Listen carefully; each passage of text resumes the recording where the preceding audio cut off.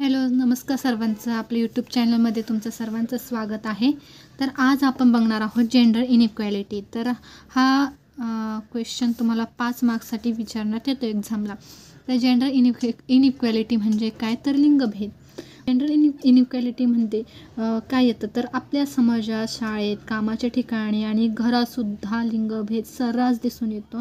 आणि परंतु हा लिंगभेद केवळ एक व्यक्ती किंवा एका ग्रुपशी संबंधित नाही. याचा प्रभाव, त्याचा इम्पॅक्ट पूर्ण समाजावर घडताना आपल्याला सर्रासपणे दिसून येतो.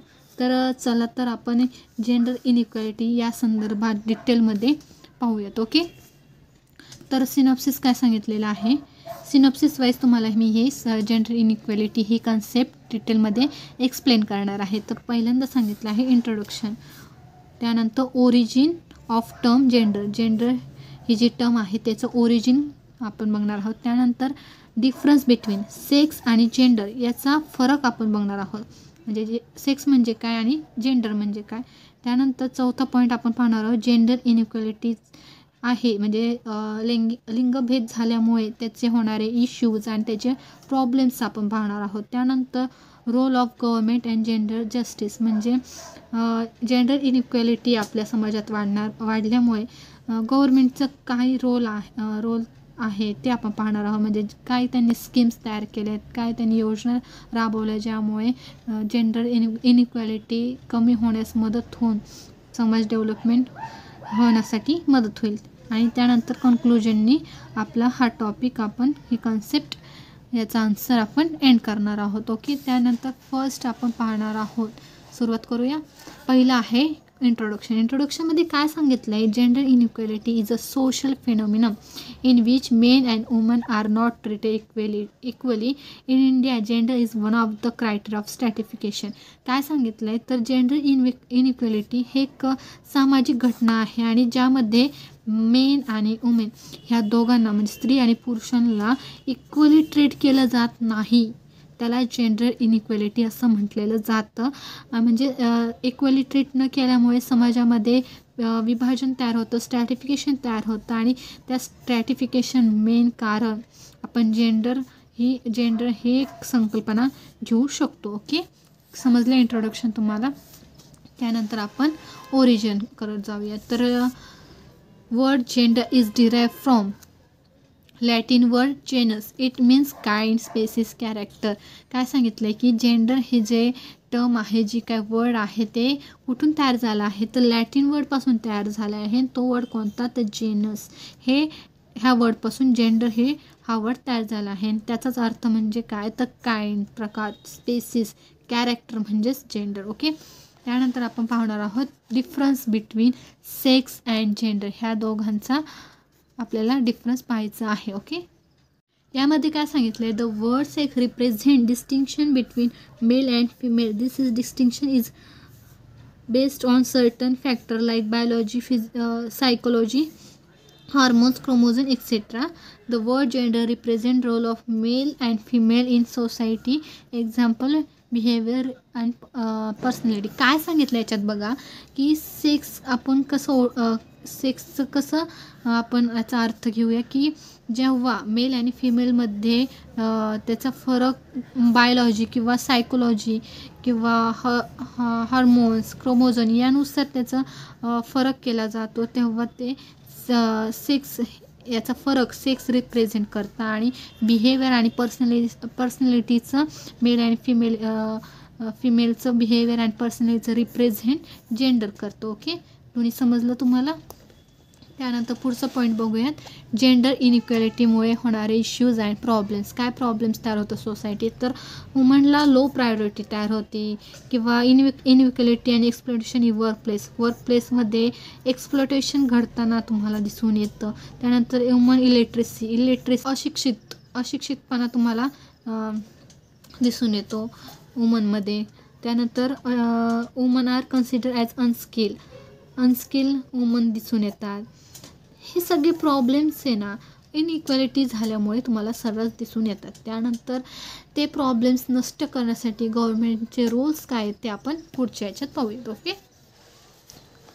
बघा, गव्हर्मेंटचे रोल वेगवेगळे त्यांनी योजना सोसायटीमध्ये राबवल्या. त्यापैकी एक आहे स्त्री महिला उद्योग.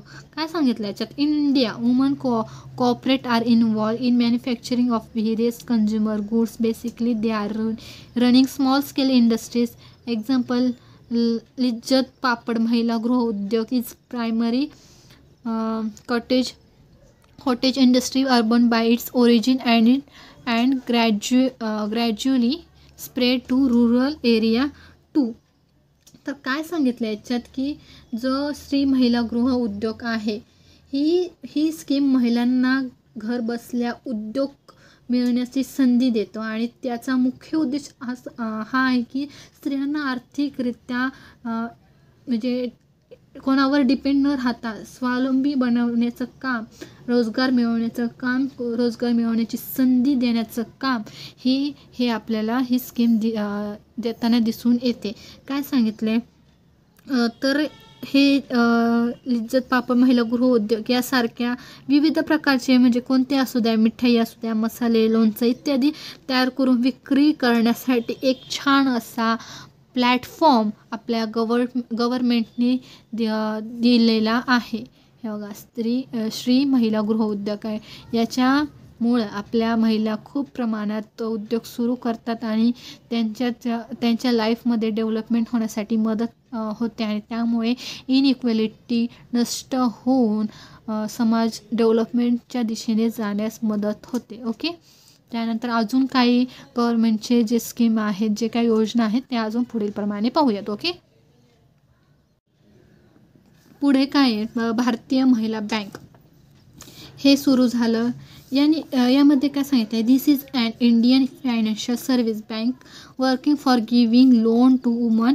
Government plans to establish number of branches in various part of country. यामध्ये काय सांगितलं की ह्या बँकेची स्थापना मी पहिल्यांदा सांगते की 2000 भारत सरकारने केली.